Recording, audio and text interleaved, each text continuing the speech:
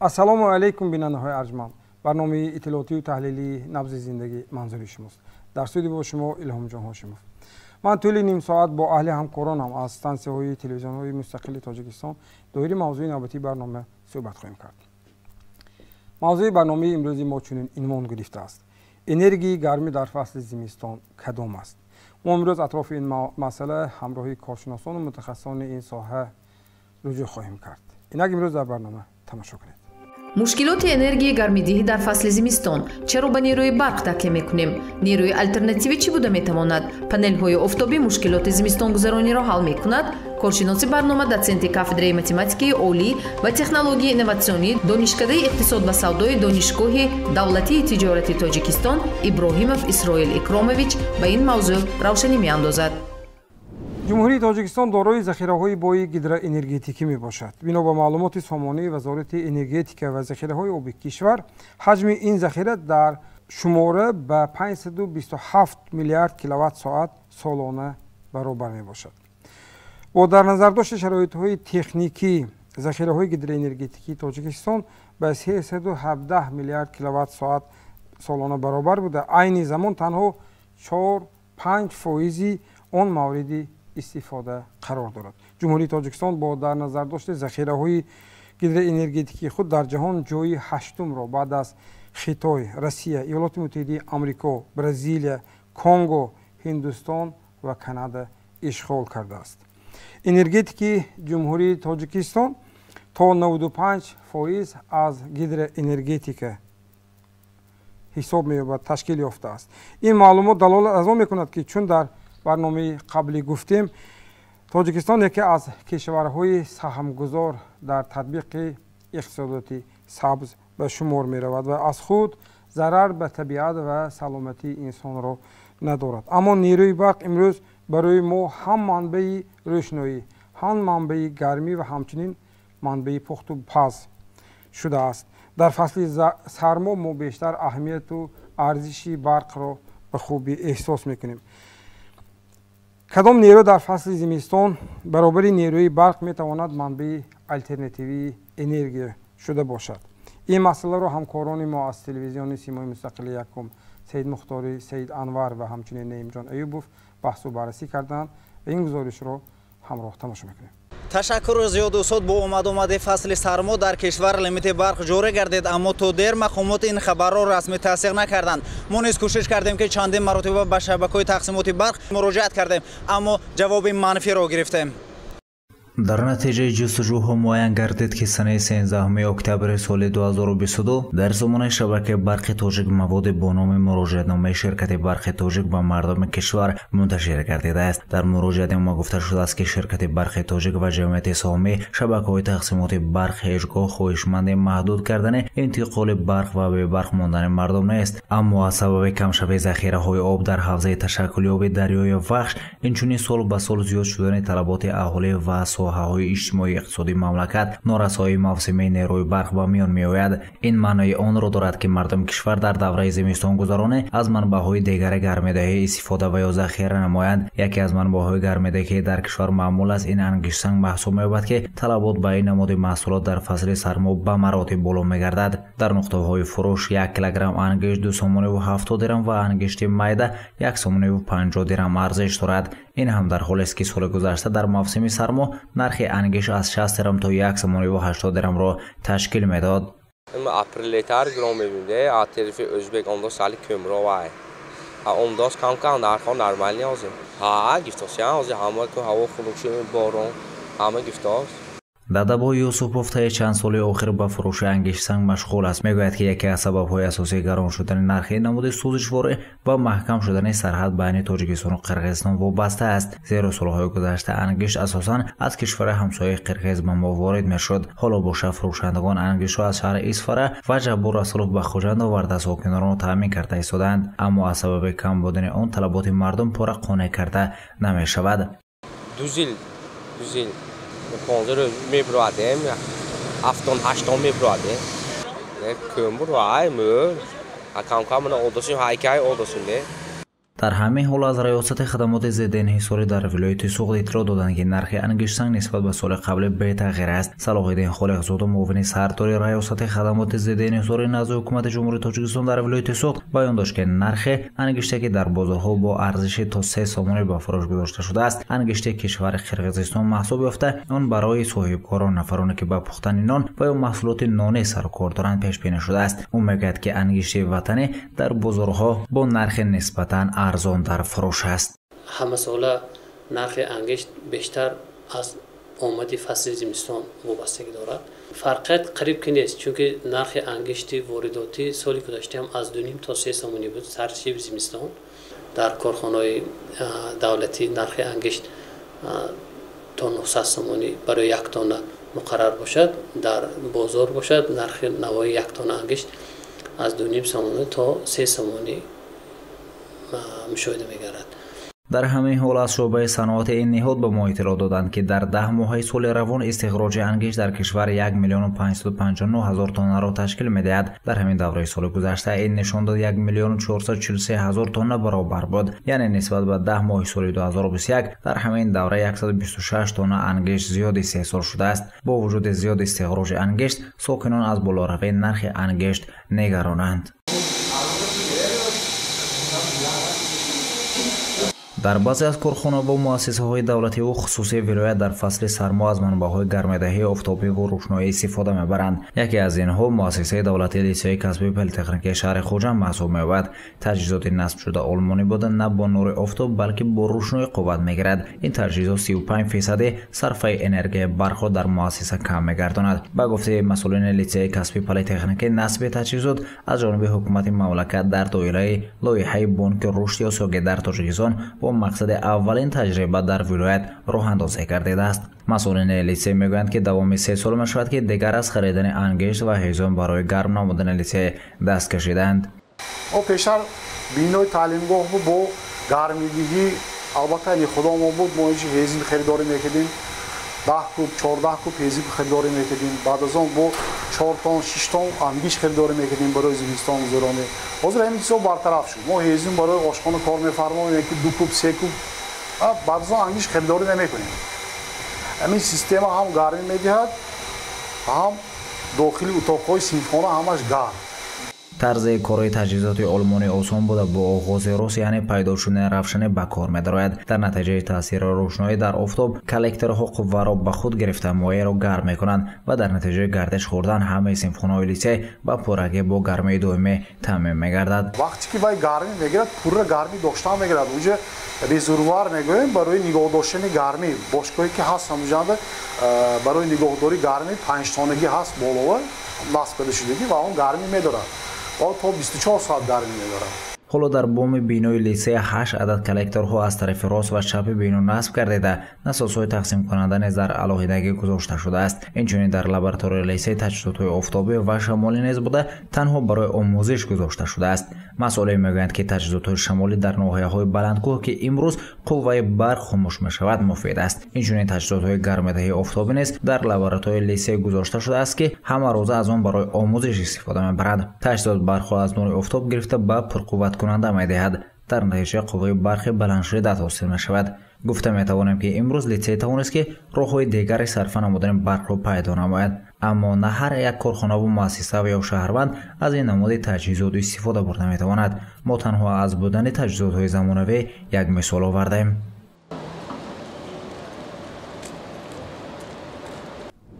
бинандаҳои арзманд, шумо барномаи иттилоотии таҳлилии набзи зиндагиро тамошо карда истодед.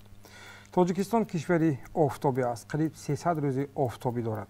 мутахассисони соҳа бар он назаранд ки энергияи офтобӣ низ барои ҳосил кардани барқ بسیار موافق است.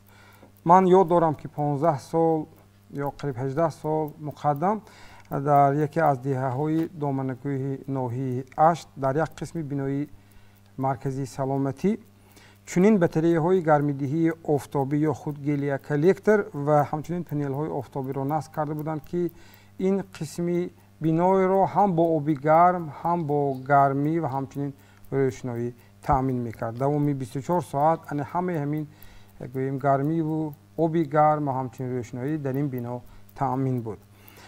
اما اون در دوره یک لایحه انجام یافته بود و مؤسسه دولتی تعلیمی لیسه کسبی پلیتکنیکی شهر خوجند نیز هنوز چند سال مقدم در دوره یک لایحه مشترک تجهیزات پنل‌های آفتابی را چون منبع الترناتیوی انرژی در خود مؤسسه نصب کرد و ارزش آن پنل‌های آفتابی معلوم است که گرانتر هستند، ولی انرژی آفتابی تمام نشونده می باشد و از جهت اکولوژی تازه و بی‌ضرر است. درباره نتیجه این تجربه ژورنالیست ما با دیرکتور مؤسسه دولتی تعلیمی لیسه کسبی پلیتکنیکی شهر خوجند شهاب‌الدین میرزا احمدов صحبت داشتند. اینک همراه تماشا میکنیم. عموما اگر که گوییم امروز تغییریابی اقلیم یکی از مسائلی هست که مسئله گلوبالی شده است و این تمام جامعه جهانی را به تشویش آورده است و یکی از همین نیروی الترناتیوی گوییم یا اینکه قوه الترناتیوی گوییم این هم باشد گرفتن از نور آفتاب است. زیرا که وقتی که ما درباره نیروی تازه گام میزنیم یعنی که گرفتن نیرو از خود همین آفتاب هم یکی از راه‌های بی‌خطر است، یکی از راه‌هایی که هست اون به واسطه میتواند که مثال به طبیعت ضرر نرساند و به خود جمعیت هم فایده رساند. زیرا که امروز در لیسه کسبی پلیتکنیکی شهر خوجند با دستگیری به واسطه حکومت جمهوری تاجیکستان و در دایره لایحه تقویت تحصیلات کسبی تکنیکی آموزشی وزارت مهنت مهاجرت شغل اهالی جمهوری تاجیکستان قسمت بینای تعلیمی مؤسسه یعنی که در دوره تیر ماه و زمستان با نیروی گرمی یعنی که گرمی که مستقل از حسابی بطری‌های آفتابی یعنی تامین کرده می شود.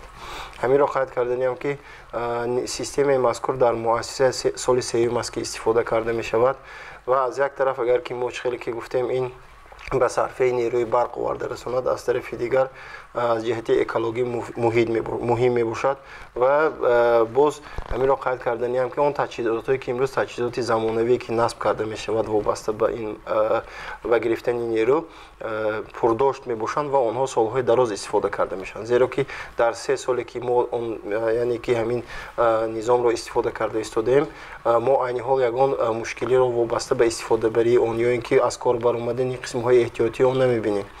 در برابر این با دستگیری به واسطه لایحه بالاذکر قسمت خوابگاه مؤسسه تعلیمی یعنی که حمام های آن یا اینکه جایی که بچه‌ها به واسطه در آن عمل میکنن به واسطه با آبی گرم از حساب نیروی تازه یعنی که تامین کرده می شود و میتونند که مثال این هم یک راه است، یک واسطه است، اما میتونیم که به واسطه از همون گرم کنک های برقی استفاده نکنیم و به واسطه از همین نیروی آفتاب میتواند که یک داروی معینی یعنی گرمی دهد و آبی که در حمام ها استفاده کرده می شود اون از حساب نیروی آفتاب گرم کرده می شود و همین نظامی که حاضر من قید کردم اون را ممکن است که در خانه ها هم به واسطه استفاده برن. زیرا که اگر که خیلی که میگیم فقط که همین یک جای معین ضرور است وقتی که تجهیزات نصب کرده می شود الکی وای دوام سال میتوند همون خانه رو یا وای رو با آبی گرم هم تامین کند و وقتی که ما درباره صرفه نیروی برق میگیم به واسطه امروز نرخ نیروی برق هم بالا رفته ایستاده است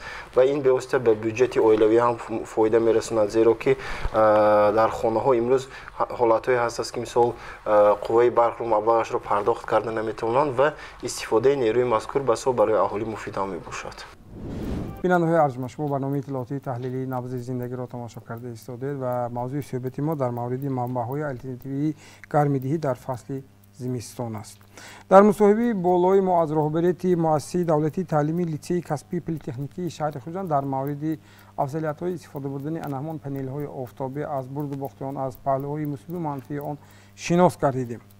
یک مدتی بود که این اقدام ها در اساس چند لایحه از جانب تشکیلات های بین الخلقی چون گوییم تجربی یعنی تجربی پیلوتی برای قسمی از муассисаҳои соҳаи тандурустӣ низ ки аз марказҳо дур ҷойгир шуда дар зимистон гоҳҳо мушкилоти барқро эҳсос мекарданд таҳия карда буд ва он муассисаҳо бо батареяҳои офтобӣ таҷҳизонида шуда буданд. гузориши навбатии мо аз ноҳияи восеи вилояти хатлон аст. ҳамкори мо хоҷа назриев ва худоназар зуҳуров дар ин маврид гузориши таҳия карданд. ҳамроҳ тамошо мекунем. беморхонаи марказии ноҳияи восеъ моҳҳои наздик ба истифодаи энергия тариқи нерӯи офтоб шурӯъ менамояд. болои боми бино батареяҳои офтобӣ барои расидан ба ин ҳадаф васл карда шуданд. ин лоиҳаи мутахассисони давлати олмон мебошанд. онҳо мақсад доранд ки ин ҷо онро амалӣ намоянд. барои пурра ба кор даровардани таҷҳизоту боз андаке корҳои дигар боқӣ монданд, гуфт ба мо Мирзоалӣ Холов, яке аз мутахассисони ин истгоҳ.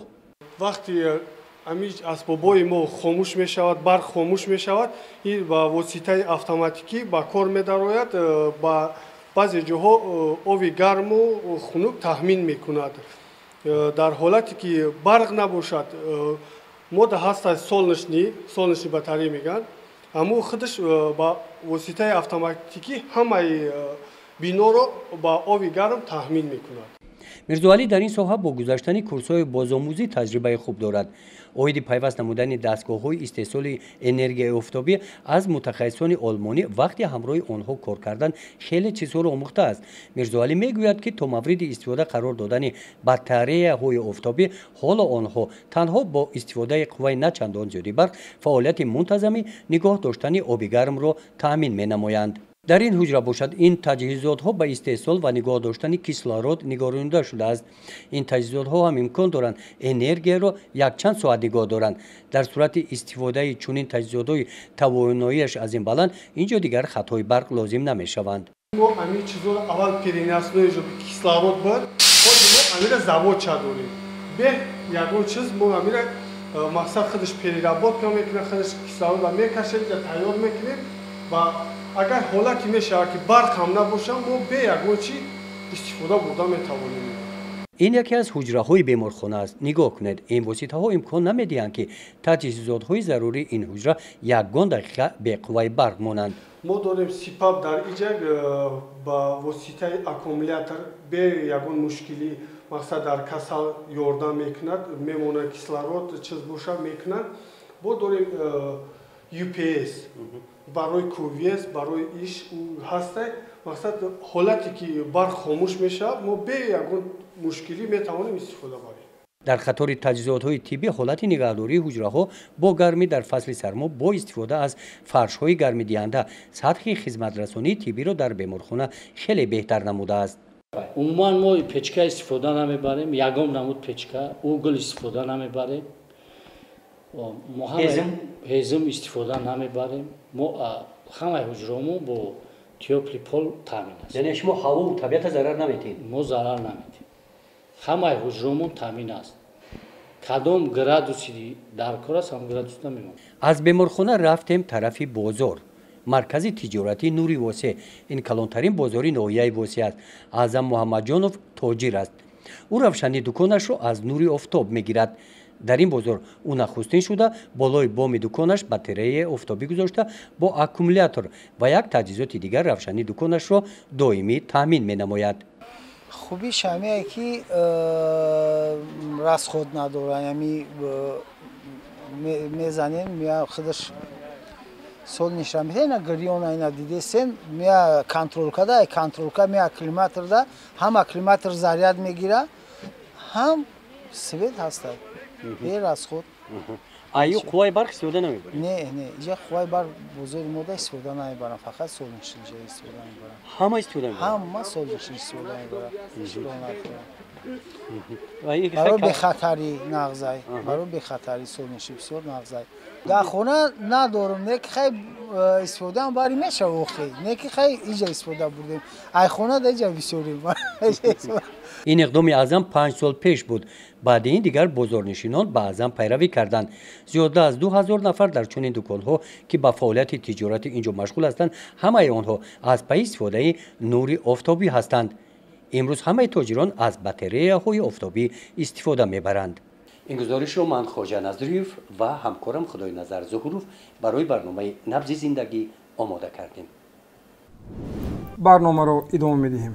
در منبر کارشناسی برنامه امروزی ما قرار دارند ابراهیموف اسرائیل اکراموویچ دوسنت کافدری متماتیکی عالی و تکنولوژی نوآوری دانشکده اقتصاد و سودای دانشگاه دولتی تجارت تاجیکستان در شهر خوجند. استاد خوش آمدید میگم شما و چون امروز صحبت ما در مورد منبع‌های الटरनेटिव्ی انرژی در فصل زمستان. استاد معلوم است که زمستان آمد همیشگی ما را یک مشکلی دیگر اندیشه اون که مثلا از کدام منبع ما استفاده کنم که توانم گرمی رو روشنایی رو و همچنین گوییم تامینات ماده را در خانواده‌ام تامین کرده باشم و احساس می شود که در زمستان زوری ما به برق می رسد و مشکلات انرژی برقی در زمستان چرا باری همه آن به سری نیروی برق است استاد؟ از تاثیر گرمشوی گلوبالی ما آب و هوای نمیدانیم که چه خیلی میبیاد. ممکن آب و هوا زمستانی یک بار قحطان بیاد خنک بیاد. این سبب میشد که آب دریاها کم شود. آب دریاها که کم شد سطح آب انبارها هم کم میشد، بنابر همین استحصال برق نیروگاه‌های آبی کم میشود.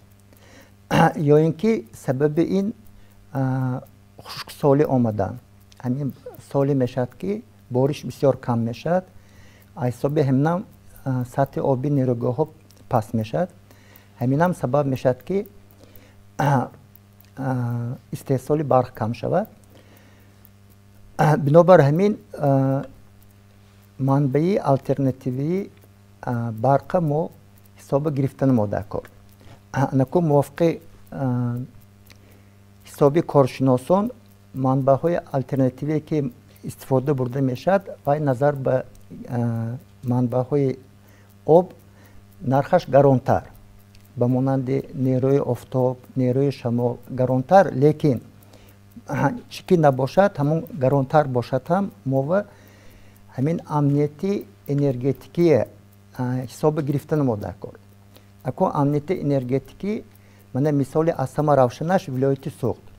همین در ولایت سوخت یگانه نیروگاه کلان این نیروگاه قیراقوم و همگی 10 نیروی به ما لازمی رو میدهد. خلاص باقی مانده ما همشه از جنوب میگیریم.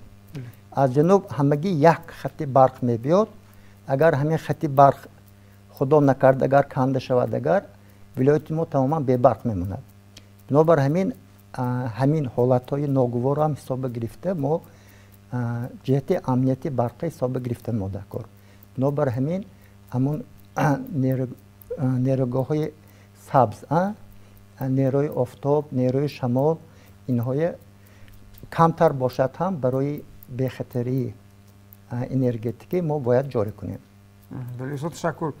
خب با اندیشه شما قسمت این مسئله گفتید نیروی الटरनेटिव्ی برای در زمستان گرم کردن خانه هایمون باز چی بوده میتواند؟ مثلا فرض کنیم اهم گزارش‌های بالای احساس میکنیم که مثلا بطری آفتاب یا گل یک الکترها و خیلی گران ارزش است استاد برای خریداری کردن و نصب کردن گویم به نه همه اویله ها گویم توانی خرج از چنین گویم خرجی کلان رو دارند. بنابر همین فرض کردیم ما خانه ما رو اینقدر زیبا کردیم و برای مثلا شیناندن بخاری دلمون نمیشه چون که وای گویم گل کاغذ هایی که به دیوار چسبانیدیم زود چرکی میشود یا سیاه میشود و این چیز و ما مجبور ما میشیم اصلا گرم کنک های برقی استفاده کنیم از برق و این یه تنها معنی اکثریت بی‌محابط قریب 90% اهالی از همین چیز استفاده میکنند.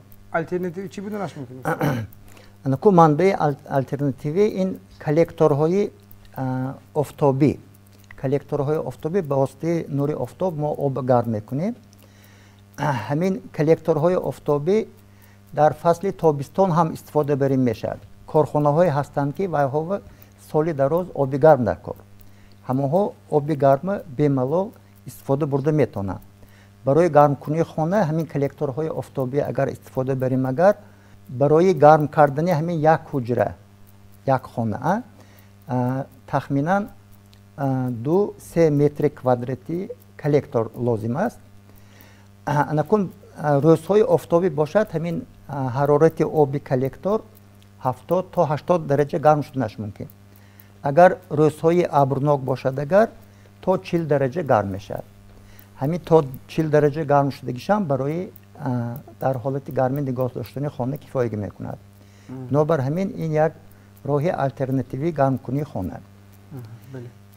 خب تشکر استاد. یک مسئله پرسیدنم من از ماه اکتبر نرخ استفاده برق برای اهالی گران شد، بازم قیمت‌تر شد، یعنی زیاد از 26 درم. در پیش زمستان در میکوبد و به اندیشه شما مردم سرفکار میشوند با مثلا گویم معلوم است که ما خواه و ناخواه باید اون مبلغ دهیم، چون حساب کنه که برقی خانه ما نشان داد از اون راه گریز نیست، حتما باید پرداخت کنیم. صرفه کردن رو می‌آموزیم. مسئله صرفه در حقیقت دیده می شود. اکنون باز راه الटरनेटिव्ی برق این استفاده پنل های آفتابی. پنل های آفتابی در حقیقت گران برای چی؟ برای آنکه پنل های آفتابی همگی 10% انرژی آفتاب رو به برق تبدیل می دهد. بنابر همین یک پنل آفتابی با مساحت 1 متر کوادراتی همگی 100 وات برق می دهد. اگر خواهیم که 1 کیلووات برق داشته باشیم اقلا 10 پنل آفتابی داشتن ما لازم. بنابر همین این حالا برای ما گران، لیکن در دولت های غرب در خارجه این رو وسیع استفاده برده استادن. باز راه های همین ارزان کردنش هست. راه های ارزان کردنش من همین 7 سال پیش در ازبکستان لایحه من خواندگی بودم و ها میخواهند زواد استحصالی همین پنل های آفتابی به راه مانند. برای این اشیاء خامشان هست ازبکستاننده همون با تکنولوژی خطای کدی به راه ماندنی. اگر ما خواهیم که همین با نرخ ارزان گیریم، اگر ما با ازبکستان همین مسئله همکاری کنیم میشود. یعنی چقدر راهی انتقال دور باشد همون نرخش نیز گران می شود. نه البته ها. بله تشکر. در کشورهای همسایه علاقه چند گوییم مواردهای استفاده بیگاز بیگاز رو مشاهده کرده استفاده که مثلا در کشورهای همسایه با واسطه گوییم استفاده قاعده مثلا پاره‌هایی که مثلا از چهارو میماند یک با قاعده استفاده اون از اون گاز حاصل میکنه. در ما چگونه مثلا ما میتوانیم که من همین گوییم کار دست یافته واقعا توانیم که قسمی از اون چیزی که مثلا فرض کردیم همون گازی رو که از نقطه فروش گاز رفته نمیخریم و این گازی استحصال به قول خودی میشود. برای ماندن استحصال بیوگاز در شرایط دهات این بسیار چیز درآمدناک فایده‌ناک. برای چی؟ برای آنکه اشیاء خام از اون خودی ما دور نمیرویم. پس از آنکه ما با خندق پارو رو جایگیر کرده از وای گازش پورو گیریم، اگر خودی پارو این اشیاء خامی پرقیمت برای پاروی زمین همین در ساحه گلپروری انمون خاکی سیاهی که از همون حاصل می شود بسیار وسیع استفاده برده می شود. بنابر همین این همه طرفه فایده، هم از جهت انرژتیکی هم از جهت اقتصادی که همون خاکی سیاه بهوده نمی رود و یا همچون پاروی پرقیمت و یا فروختن ممکن، استفاده بردن ممکن. بنابر همین این اگر اینه به راه مانیم اگر هیچ وقت آوای ضرر نمی بینیم. به راه ماندنش هم مشکل نیست. تشکر. استاد پیشنهاد شما در خاتمه صحبت وابسته به اون که ما واقعا توانیم که فقط زورمون به برق نرسد و توانیم که حتی در صورتی بودنی برق ما گفتیم در مورد فرهنگی استفاده با ثمره اون صرف کردن اون، چون اگر مثلا من زیاد استفاده بردم چون برق خط شد خانه شما هم نیست برقش خط میشه. البته ها همین استفاده ثمرناک برق این مسئله به اهالی در حقیقت تشویقات کردن در کار. اهالی باید که باید صرف هم روند، چون که این ما خواهیم نخواهیم ما در یک کشور زندگی میکنیم و مشکلاتی که در زمستان در ساحه انرژتیک به وجود میاد این همه ما دخلش است. بنابر همین ما چقدر صرف کار شویم همونقدر هم به هم خودمو هم به همسایه همو کمک میرسانیم. برای همین تامین امنیت انرژتیکی همین منبع های الटरनेटिव्ی انرژی گرچند که گران باشد هم و ما استفاده بردن ما در کار از احتیاط همون چیز استفاده نش در کار، گرچند که اگر ما استفاده نبریم هم از احتیاط شده نش در کار. ولی غیر از این از نیروی آفتاب با метоним дар фаслҳои тобистон оби дистилли оби бенамак тайёр кунем. ба воситаи оби дистилли мо метонем оби тозаи нӯшокӣ ҳосил кунем. ё ин ки